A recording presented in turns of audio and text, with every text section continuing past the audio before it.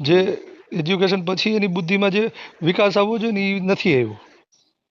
ના સાહેબ, અમારા ગામમાં તો ડાંગરા ગામ છે ને, અમારું કડી તાલુકાનું ગામ છે, પણ ફર્સ્ટ નંબરનું ગામ છે એજ્યુકેશનમાં. ફર્સ્ટ નંબરનું ગામ છે અમારે લગભગ જે અમારી દીકરીઓ જે બાબા સાહેબ આંબેડકર જે અમને જે આજથી તો મેં બાબા સાહેબ 20 વર્ષથી તરત અમે પકડી લીધો. અમને ખબર હતી કે આપણો સુવર્ણ વર્ગનો કોઈ 40%થી કોઈ આપણું માન્ય નહીં. એટલે અમારે શું કર્યું ખબર છે? બધી દીકરીઓને જનજાગૃત કરી દીકરીઓ દીકરાઓ કે આપણો 80% 70%થી ઉપર જ આપણું વેલ્યુ છે. અત્યારે અમારું ગામ એટલું બધું મોખરે છે ને કે 70-80% તો બાર સાયન્સ કે બાર એટલા બધા છોકરાઓ એન્જિનિયર છે કે 70-80% તો નોર્મલ લાવી દો. બાર સાયન્સ 10માં કોઈ બી ફર્સ્ટ નંબર કેન્દ્રમાં ફર્સ્ટ નંબરમાં ડાંગરા ગામ છે. એ રીતના એટલું બધું જનજાગૃતિ કરી. એવું નહીં કે વાત બધા સમાજ આવી જાય, દલિત સમાજ આવી જાય, દેવી પૂજા આવી જાય, રાવણ, બધી દીકરીઓ બહેનો બધાને એટલું બધું કરી દીધું કે જાગો અને જગાડો. અને એજ્યુકેશન એક જ વસ્તુ એવી છે કે એજ્યુકેશન થી જ તમારું ભવિષ્ય સુધરશે. બીજાથી સુધારવાના બદલીમાં જાતિઓમાં ડખા કરવાનું ચાલુ કરી દીધા સાહેબ.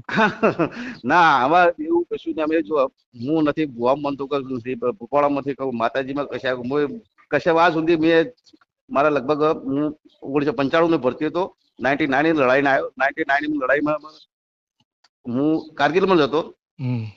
અમે તોબા પોકારી જતા. અમને ખબર પડી જિંદગીનું મોત અમારે હમું દેખાતું.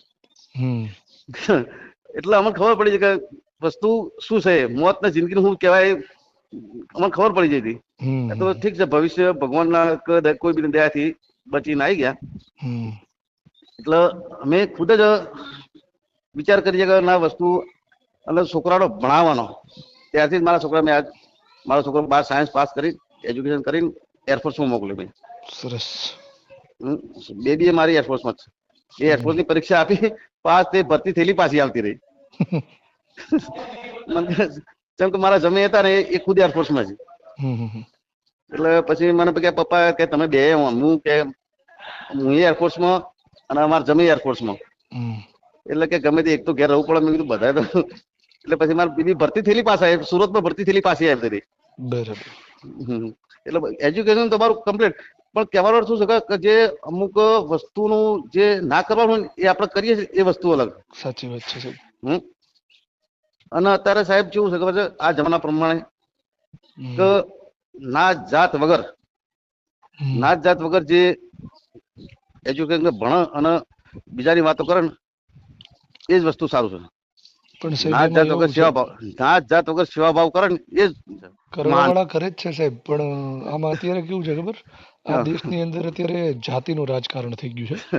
અરે સાહેબ, રાજકારણ ના જો કેમ કે અત્યારની જે સરકારો છે કે જે પાર્ટીઓ રહી ને, એને ખબર છે કે આપણે જો જીતવું હોય ને સત્તા ટકાવી રાખવી હોય સાહેબ, એમના રોટલા શેકવા દખી આપણી બધી પત્તર ખંડાય. બસ એ જ કહું છું કે એને રાજ સત્તા ટકાવી રાખવા માટે એને ખબર અંદર બધાયવા રાખો, આ ભાગલા પાડો અને રાજ કરો, તો જ આપણો મેળ આવશે. જો આ બધા ભેગા થઈ જાય તો આપણે કાઢી મૂકશે. એમના રોટલા શેકવા દખી આપણી પંતર ખંડાય. સાચી વાત. બધી જાતની હું બધાની વાત કરું છું જનરલી. એમના રોટલા શેકવા દખી એક જ ધારાસભ્ય, એક જ જો ગામમાં એક જ આવી જાય ને તો બધી અલગ અલગ કરી નાખો. અને હરેક જગ્યાએ સાહેબ એક વસ્તુ છે, તમારી કાસ્ટના, અમારી કાસ્ટના કે કોઈ પણ ધારાસભ્યો કે સાંસદ રહ્યા ને, બધા સંસદમાં કે વિધાનસભામાં અવાજ જ ઉપાડતા નથી.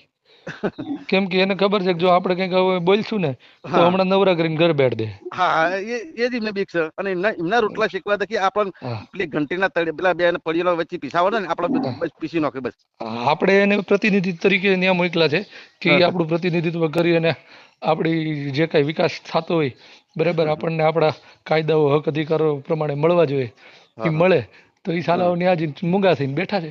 અરે અમારા બધી રીતના તમારા સમાન અમારા એ રીતના બધી જ રીતના છે.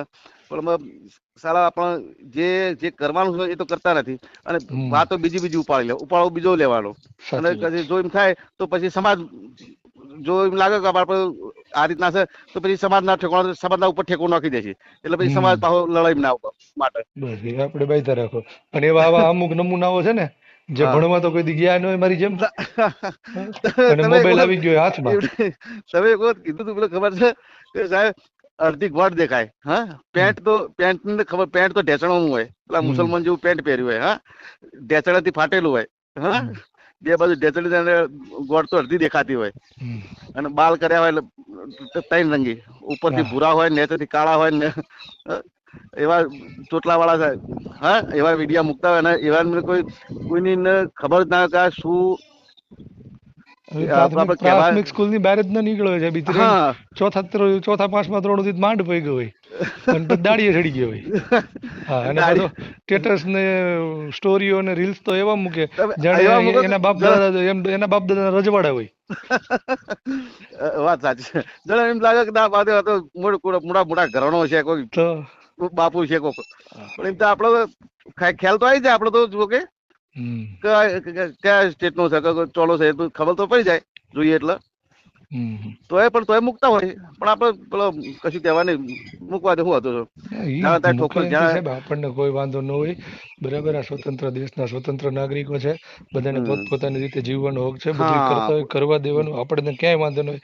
પણ મૂળ તકલીફ એ છે કે તમે તમારા વિડીયો, તમારા સ્ટેટસ કે રીલ્સ જે કાંઈ બનાવીને મૂકો છો, એનાથી તમને તમારી કાસ્ટને કે બીજી કાસ્ટને જે પ્રોબ્લેમો થાય છે ને, એ તમે સમજી નથી શકતા. હા, એ તમારા વિડીયો થકી તમારા જે ભાઈઓ જે એમને કેટલું સોચવું પડતું હોય, કે કોઈ સારા જોડી બેસતો હોય, કોઈ ખોટા જોડી બેસતો હોય, એમને કેટલું સોંભળવું પડતું હોય, એ એમને ખ્યાલ ના આવે.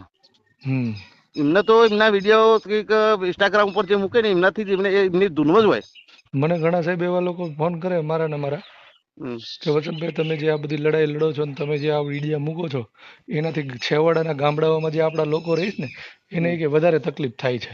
તો હું એને ખાલી એટલું જ કહું છું કે કોણ છેવાડે રહેવાનું કહીશ, એમ કયો ગામડા મૂકીને સિટીમાં આવે ને ભણવા માંડે, એ ભણશે ને તો એને ખબર પડશે કે હું જે લડાઈ લડું છું ને કેવી છે. ના ના, અત્યારે ભણવામાં સાહેબ અત્યારે જો તલવારો જે લાકડીઓ હતી ને એ બધું મારા ઘરમાં અત્યારે હાલ બી ઘરમાં ઘર આગળ કૂતરો આવે ને તો મારા ઘરમાં કોઈ દંડો નહીં રાખતું, અને મારા ઘરમાં તમે પેનો જોવો તો કોઈ બી પેન માંગો તો મારા ઘરમાંથી પેન મળી રહે તમને. મારા ઘરમાં દંડો કોઈ ધોકો એવું કશું રાખતો નહીં. મારા ઘરમાં પેનો તમને ગમે એટલી મળી રહે, બધી ડિઝાઇન વાળી પેનો. એટલે સાહેબ તકલીફ એ છે, અધકચરા જે રહ્યા ને, હા કઈક એને અને કઈક રાજકારણે આપણને ભેગા થવા જ નહીં. ના ભેગા, એ 100% વસ્તુ સાહેબ બોલે તમે, 100%. આ રાજકારણે છે ને બધા ભાગલા પાડી દીધા, અને બિલકુલ કોઈને ભેગું ના થાય, અને ભેગું એમને ખબર છે કે આ ભેગા હા તો આપણો ઉખેડી નાખી દેશે. આપણે બધા જાતિના ડંડા લઈને ઝંડા લઈને દોડીએ છીએ, બરાબર. એને લોકોને કાંઈ નથી પડી. આ હમણાં ઓલા ભાઈ આપણે શું કહેવાય શત્રુઘ્ન સિન્હા એની છોકરીને મુસલમાન કાંઈ વાંધો છે એને કોઈ પ્રોબ્લેમ. હા, આપણે હિન્દુ મુસ્લિમ કરીને રોડમાં આવીને એકબીજાને માથા ફાડીશું ને કપાવું મેરશું, એકબીજાના મોથા આપણે ફાડી નાખીએ કે તું આમ સિંહ, તું પટેલ સિંહ, તું દરબાર દલિત સિંહ, આમ કે આપણો મોથો ફાડી નાખીએ. અને પેલા શત્રુઘ્ન સિંહાની એરિયે છોકરીના મુસલમાન લગ્ન કર્યો. કોઈ છે કોઈ રોવાળો? એને કોઈ તકલીફ જ નથી, આપણને જ તકલીફ થાય છે.